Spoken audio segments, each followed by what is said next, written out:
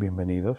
Quedamos en el exilio de Moisés, pero creo que en esta ocasión, independientemente de lo que vamos a poder aprender de lo netamente teológico y profundamente divino, quiero que seamos un poco empáticos y nos sumerjamos en la parte emotiva y sentimental de Moisés. Quizás no se evaluó en profundidad, porque no era el momento, por supuesto, el versículo 25 del libro de Hechos, para que vamos sopesando qué sentía Moisés al salir de la frontera de Egipto. Dice, pero él pensaba, que quede claro, era su pensamiento, que sus hermanos comprendían que Dios les daría libertad por mano suya, mas ellos no lo habían entendido así. Para comprender este texto debemos analizar que Moisés tenía pretensiones de líder,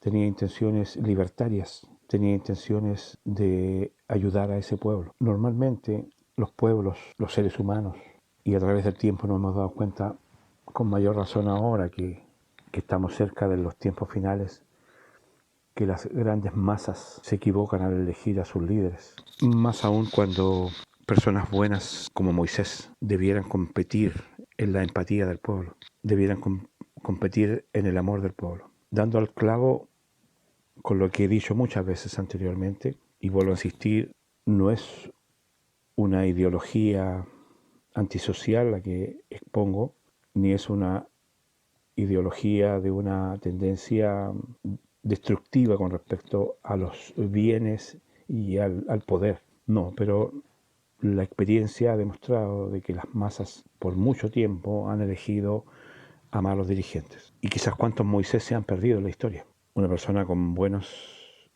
deseos, buenas intenciones, fue rechazado por su pueblo. Eso creo que lo entendamos. Moisés sale de Egipto con el dolor de haber sido rechazado por su pueblo. Eso no aparece prácticamente en las películas, no aparece en la teología prácticamente. Pero este texto lo da a demostrar. Él se siente no solo desarraigado de Egipto, sino que se siente traicionado por su pueblo. Obviamente quedaba el vínculo familiar, pero no era suficiente. El error cometido, me refiero al haber asesinado a aquel egipcio, superaba todo deseo de poder seguir luchando por ese pueblo. Yo no sé si de los que me escuchan, de los que ven este video, habrá alguien que alguna vez se haya sentido desolado, o sea, salir de tu casa y de ahí ampliando fronteras, salir de tu ciudad, salir de tu medio y desaparecer sin rumbo fijo. Es una sensación que les pido que sean empáticos en este momento. ¿Cuánto le afectó a Moisés dejar su comodidad, dejar sus bienes? Todos nosotros tenemos más o menos en nuestro alrededor comodidades, bienestar. De alguna forma u otra el ser humano siempre trata de acomodarse y tener objetos, comodidades alrededor. Pero piensen lo que significaría de pronto salir solo con lo opuesto y más encima con el desarraigo de no volver a pisar el terruño. Qué mal fue el terruño donde él se crió, el terruño donde él creció. Extranjero sería, pero igual era el lugar que siempre vio, que siempre sus ojos observaron. Entonces, en su mente, caminando en esa soledad del desierto, quizás renegando de haber sacrificado su prosperidad por un pueblo no muy grato, no muy agradecido, y dirigirse hacia la nada. La distancia de kilómetros que él caminó son muchísimos. Ahí en los mapas se puede ver, son muchísimos. ¿Cuánto tiempo tuvo para pensar? ¿Cuánto tiempo tuvo para meditar? Yo no sé cuántos son los seres humanos que alguna vez se han enfrentado a perderlo todo. Todo, lo que se llama todo, desde la T a la O, todo. ¿Cuántos seres humanos han salido de su medio sin rumbo fijo, mirando, como dice, al invisible, sin saber dónde está el próximo paso, ni dónde va a terminar esa aventura? son muy pocos. Y eso te da una fortaleza de desarraigo, te da una fortaleza de decisión, te da una fortaleza espiritual tremenda. En ese momento, junto con todo lo que él había aprendido en Egipto, él aprende lo efímero, el ambiente, lo efímero que es la sociedad, lo efímero que es la composición, el tejido social, los amigos, porque él debe haber tenido amigos, él debe haber tenido, entre comillas, porque en este mundo la palabra amistad es un elástico, él debe haber tenido conocidos, debe haber tenido un círculo social, en una indiferencia que va más allá de lo espiritual. Tú desapareces de escena, el mundo sigue funcionando con la más mínima repercusión. Entonces te das cuenta de que no eres para nada importante, absolutamente prescindible. Entonces eso te da una lección de pequeñez, te da una lección de humildad y también te da el poder para futuro. Si vuelves a ingresar en alguna sociedad, en algún medio urbano, en algún medio de volver a restablecer tu vida, de una forma u otra, tienes el poder de prescindir, estás a la defensiva, que si alguien se quiere distanciar de ti, que se distancie, si alguien quiere alejarse, que se aleje, si alguien quiere cortarte, que te corte. O sea, después de haber transitado por el desierto cualquier situación, después de haberlo perdido todo, ya lo perdiste una vez. Por lo tanto, estás preparado para volver a perderlo. Se transforma en un ser muy especial, en un ser que la soledad, sus pensamientos, su angustia, su dolor, es tan propio. Porque imaginen ustedes en ese desierto con quién iba a compartir su dolor, con quién iba a compartir su tristeza. Es evidente que para él fue una clase magistral de acercarse hacia su interior. Mucha gente teme a la soledad, mucha gente hace cualquier cosa por estar rodeado o cercano a alguien, a pesar de que esa relación o esas personas no sean de la mejor calidad. Pero para los que han padecido en este mundo, saben que solo vinimos y solo nos iremos, refiriéndose al nacimiento y a la muerte, y que el transitar también es solo. Podemos ser simpáticos, podemos ser sociables, pero internamente sabemos que bajo alguna circunstancia especial, esas personas que nos rodean nos pueden dejar caer también. Por lo tanto, el espíritu de Moisés se forja en esa soledad. La soledad da poder, la soledad da independencia, la soledad da fortaleza. Cruzó el desierto y aparece en Madián. Muy importante porque en Madián confirma la parte de la historia donde él conoce a estas mujeres que están siendo oprimidas por estos pastores, madianitas por supuesto, y sucede lo siguiente. En el libro de Éxodo dice en el versículo 16, y estando sentado junto a un pozo, 7 hijas que tenía el sacerdote de Madián vinieron a sacar agua para llenar las pilas y dar de beber a las ovejas de su padre. Mas los pastores, o sea, son varios, vinieron y las echaron de allí. Entonces Moisés se levantó y las defendió y dio de beber a sus ovejas. Ese texto, y las defendió, no da mayores argumentos, no da mayores detalles, pero coincide con lo que habíamos expuesto anteriormente. La voz de Moisés jugaron un rol muy importante. De hecho, esos hombres rudos, al verse obviamente superiores en número, ante un personaje desconocido, en la soledad, pensemos eso, ¿no? Donde no hay autoridad, donde no existe nada. O sea, por un momento también analicemos eso. En este mismo momento, ustedes van a un lugar y defienden un hombre solo a un grupo de mujeres, de un grupo de hombres, en una soledad donde no hay policía, donde no hay justicia, donde no hay nada. Es un acto de valentía, pero muy grande. Y además de fortaleza, porque de hecho eso no fue permiso, gracias. Eso evidentemente fue una trifulca. O sea, él tuvo que mostrar sus dotes de guerrero, porque ahí es donde le sirvió lo que había estudiado como príncipe, y se pudo imponer ante estos pastores, que no iban a agachar la cerviz fácilmente ante un extraño, menos uno solo contra ellos. Y ahí viene la defensa de Moisés sobre estas mujeres, lo que trajo consigo que ellas, por supuesto, fueron donde su padre y les dijeron lo siguiente, dice el versículo 16, y volviendo ellas a Reuel, su padre, él les dijo, ¿por qué habéis venido hoy tan pronto?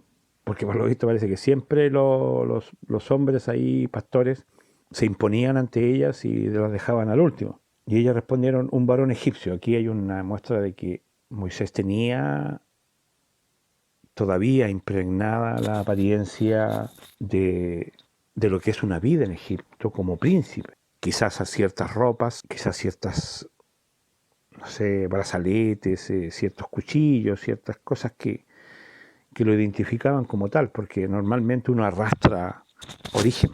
En este mismo momento, si alguien emigra de un país a otro, se hace ver de qué país es. Oh, es peruano, ¿no? Ah, no, es chileno, no, es colombiano o venezolano. Hay algo en las personas que los identifican. Y ellas se dieron cuenta y lo tomaron como un varón egipcio. Nos defendió de mano de los pastores. Eso demuestra una trifulca. Y también nos sacó el agua y dio a beber a las ovejas. Y dijo a sus hijas, ¿dónde está? ¿Por qué habéis dejado a ese hombre? Llamadle. Y Moisés convino en morar con aquel varón, y él le dio a su hija Séfora por mujer a Moisés. Y ella le dio a luz un hijo, y él le puso por nombre Gersón, porque dijo, forastero soy en tierra ajena. Que Gersón significa, o sea, viene de la palabra ger, que significa extranjero. Bueno, eso también demuestra que él tenía un idioma hebreo, porque ger es una palabra hebrea. Esto nos da el paso a los segundos 40 años de Moisés. Este hombre sufrido, dolido, ya no tan joven, ya no tan muchacho, pero sí en buena edad, un hombre de 40 años todavía firme, sólido y activo. Por lo tanto, se adaptó rápido a ser pastor de ovejas y cabras. Y se resignó, evidentemente, se resignó a hacer una vida en esos lugares. Las circunstancias, como dice, el Dios de las coincidencias. El Dios de las coincidencias permitió que él defendiese a aquellas mujeres y que aquel personaje, el que es su suegro, no tuviese ningún hijo varón. Por lo tanto, él pasó a cubrir ese papel, pasó a cubrir esa falta. Había tenido puras hijas mujeres. Por lo que sus 40 años son de trabajo, de esfuerzo, de rutina, y sigue habiendo esa relación del Dios lejano, del Dios invisible, del Dios que parece, porque muchas veces parece eso, que no estuviese presente. Pero si lo vemos objetivamente, con la retrospectiva, Dios siempre lo estuvo mirando. Dios siempre lo estuvo cuidando. Dios siempre estuvo con él en el transitar por ese desierto, en prepararle las condiciones para que conociera a estas mujeres y las defendiera, porque toda acción, toda situación no es sorpresa para Dios. No olvidemos, como dijo Cristo, no se venden dos pajarillos por un cuarto sin la voluntad de Dios, ni tampoco Dios puede ser burlado. Por lo tanto, todo lo que sucede en este mundo, en las coincidencias llamadas, son manejadas de lo alto, sobre todo en un hijo de Dios, sin que él lo sepa siquiera, porque hasta ese momento, en ese periodo de vida de Moisés, de 40 años, él no sabía que era importante. Él ya había asumido de que su pueblo lo había rechazado. Él ya había asumido de que él no era digno de estar presente ante ese pueblo.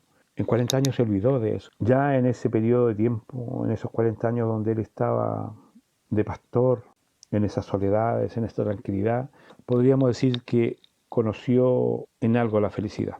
Ya tenía su esposa, su hijo y vivía una vida humilde, digna, no con el nivel que él tenía, pero eso ya no importaba, porque él ya había sentido el desarraigo, ya había sentido el perderlo todo, por lo tanto lo que tenía era valioso. Pero en ese periodo, como digo, de 40 años, la situación en Egipto social contra el pueblo de Israel se hizo más insoportable. Y ya el gemido del pueblo, como dice el versículo 23, ya aconteció que después de muchos días, o sea, son años, murió el rey de Egipto y los hijos de Israel gemían a causa de la servidumbre y clamaron y subió a Dios el clamor de ellos con motivo de su servidumbre. Y oyó Dios el gemido de ellos y se acordó de su pacto con Abraham, Isaac y Jacob. Y miró Dios a los hijos de Israel y los reconoció Dios. Prácticamente como lo que puede suceder ahora y va a suceder ahora. Lo que nos viene ahora es que cada vez las élites de este mundo van a ir oprimiendo más y más y más, hasta que llegue el punto que los hijos de Dios vamos a clamar por la intervención divina, ya sea a cualquier nivel, ya sea en lo moral, en lo social, en lo familiar, en lo político, en cualquier medio, en la seguridad. Y aquí es donde viene la coronación del asunto. Al final de esos 40 años, o sea, ya Moisés tenía 80 años, en el versículo 30 dice, y pasados 40 años, un ángel le apareció en el desierto del monte Sinai, en la llama de fuego de una zarza. Aquí la palabra ángel, no olvidemos que está sacada del término ángelus o mensajero. Significa que hay como, este mensajero pasa a ser como el operador.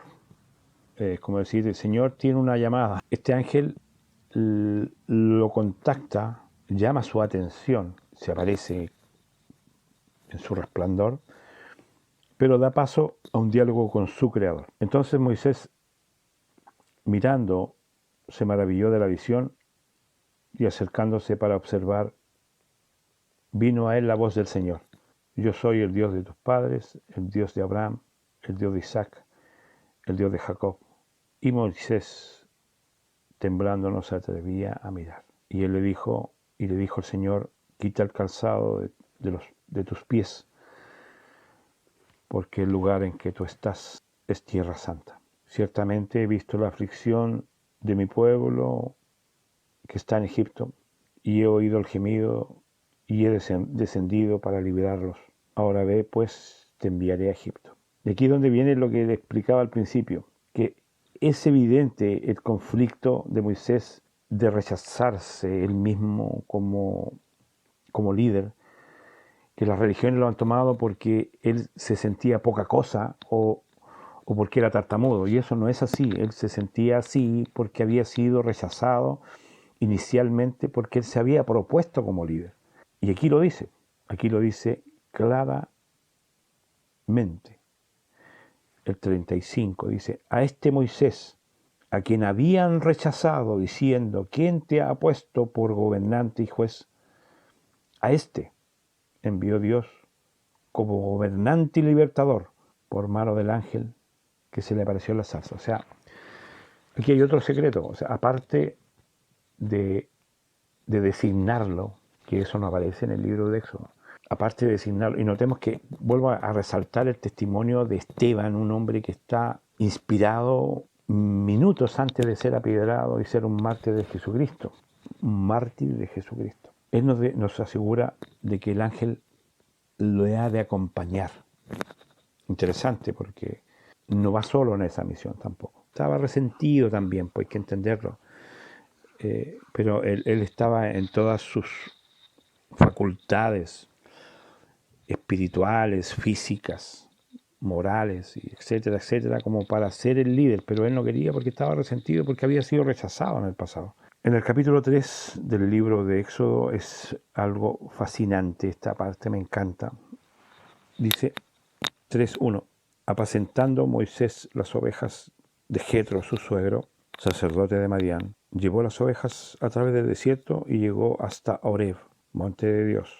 Y se le apareció el ángel de Jehová. Y se dan cuenta que el ángel es el intermediario, ¿eh? En una llama de fuego, en medio de una zarza. Se le apareció ese mensajero. Y él miró y vio una zarza que ardía, pero no se consumía. Entonces Moisés dijo, iré yo y veré esta grande visión, porque causa la zarza no se quema. Él todavía no recibió ninguna voz, solamente veía la zarza que ardía y no se quemaba. Viendo Jehová que él iba, o sea, lo estaba observando, qué maravilloso. Viendo Jehová que él iba a ver, ahí ya intercede Jehová y lo llama. Lo llamó Dios de en medio de la zarza. Y dijo, Moisés, Moisés. Y él respondió, heme aquí. Eso ya echa por tierra también en qué idioma, como veíamos el otro día, que los expertos decían que no sabían en qué idioma le va a hablar. Es como, diga dar una sonrisa, ¿en qué idioma le iba a hablar Dios? El creador de Dios no sabía en qué idioma hablarle. Caramba. Y le dijo, no te acerques, quita el calzado de tus pies, porque el lugar en que estás, tierra santa es. Y dijo, yo soy el Dios de tus padres, el Dios de Abraham, el Dios de Isaac, el Dios de Jacob. Entonces Moisés cubrió su rostro porque tuvo miedo de mirar a Dios. Dijo luego Jehová, bien, he visto la aflicción de mi pueblo que está en Egipto. Yo he oído su clamor a causa de sus exactores, pues he conocido sus angustias. Y he descendido para liberarlos de mano de los egipcios y sacarlos de aquella tierra a una tierra buena y ancha, y tierra que fluye leche y miel, a los lugares del cananeo, del eteo, del amorreo, del fereceo, del heveo y del jebuseo. Y el clamor pues de los hijos de Israel ha venido delante de mí, y también he visto la opresión con que los egipcios los oprimen. Ven por tanto ahora y te enviaré a Faraón, para que saques a Egipto, mi pueblo, los hijos de Israel. Entonces Moisés respondió a Dios, ¿quién soy yo para que vaya Faraón y saque de Egipto a los hijos de Israel? Ya ahora cambiamos nuestra imagen. Ya no vemos al pobre y triste hombre disminuido. No, es el poderoso resentido. Es el grande resentido. Está resentido porque fue rechazado, fue menospreciado, e incluso él lo toma de muy mala forma. Por eso contesta así. Entonces empieza con, como dice, con divagaciones en ese momento. No quería volver, pero en el fondo tampoco quería volver. Eso demuestra realmente que no había ese famoso, heroico líder que estaba desesperado por ir a... No, él ya había hecho su vida en el desierto y estaba feliz con su mujer y su hijo y su suegro, ya no le interesaba nada más. Pero ante la misión y orden de Dios, ¿qué vas a hacer? En el versículo 12 dice, y él respondió, ve porque yo estaré contigo, y esto te será de señal que yo te he enviado. Cuando hayas sacado de Egipto al pueblo, serviréis a Dios sobre este monte. Dijo Moisés a Dios, he aquí. Perfecto, yo llego a los hijos de Israel y les digo, el Dios de vuestros padres me ha enviado a vosotros. Si ellos me preguntaren cuál es su nombre, ¿qué les responderé? De aquí viene lo más magnífico para mí, lo más magnífico de toda la Escritura. Y respondió Dios a Moisés, yo soy el que soy. Y dijo, así dirás a los hijos de Israel, yo soy, me envió a vosotros.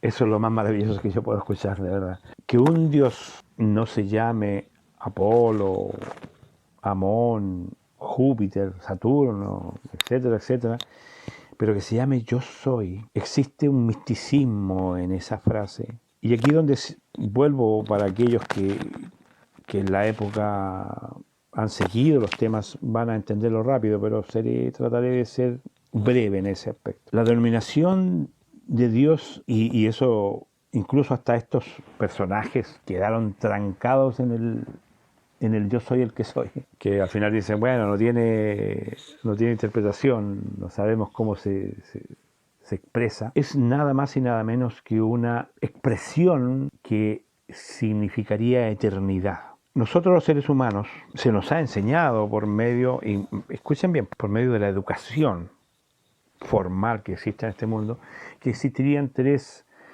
disposiciones de tiempo. Sería pasado, presente y futuro. Y eso estaría relacionado con los verbos, para poder expresar los verbos. Los verbos en pasado, los verbos en presente y los verbos en futuro. O sea, si lo vemos con el verbo ser, sería yo fui, yo soy, yo seré.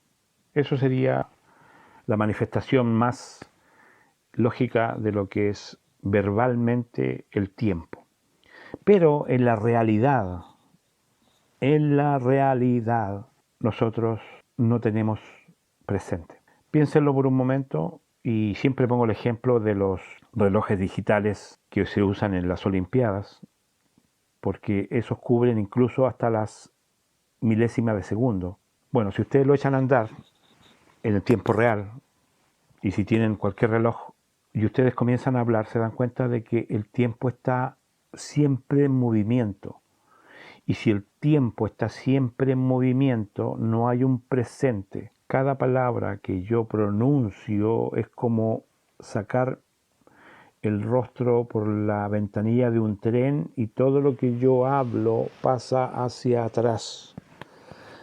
Y el tren sigue en movimiento y el tren va hacia el futuro y yo hablo y mis palabras van hacia el pasado.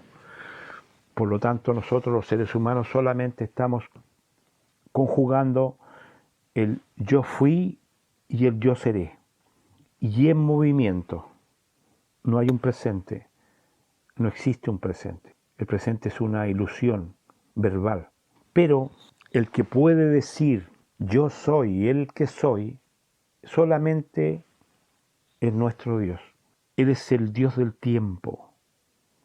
Él está sobre el tiempo. Él puede decir eternamente yo soy.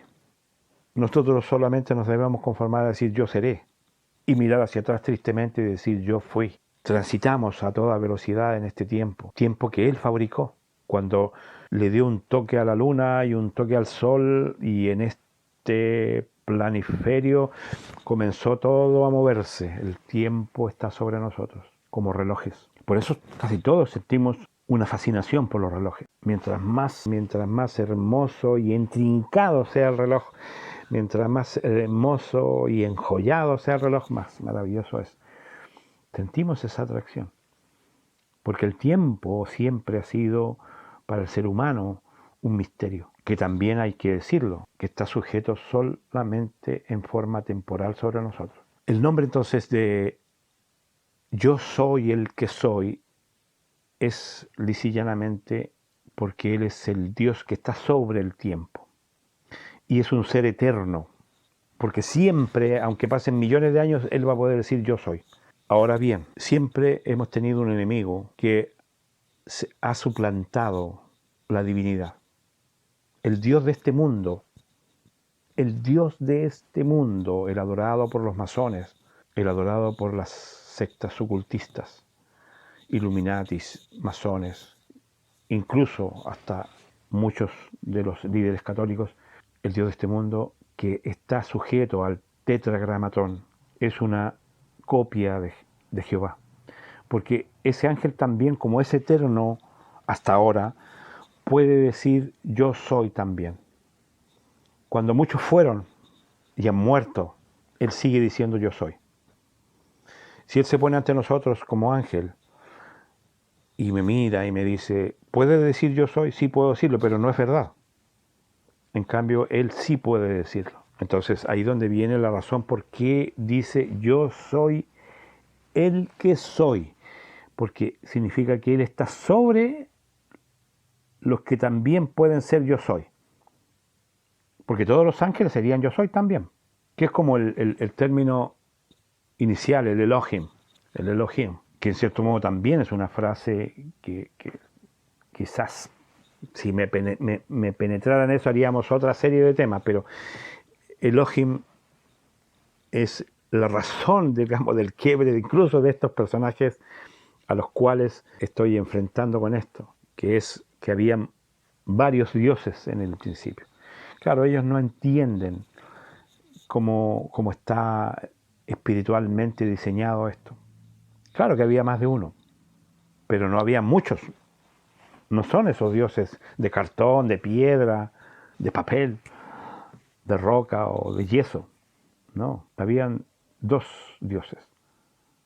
Claro, era más de uno, pero uno de ellos era el yo soy, el que soy. Coincidentemente, Jesucristo, en todas sus alocuciones, se manifiesta como el yo soy.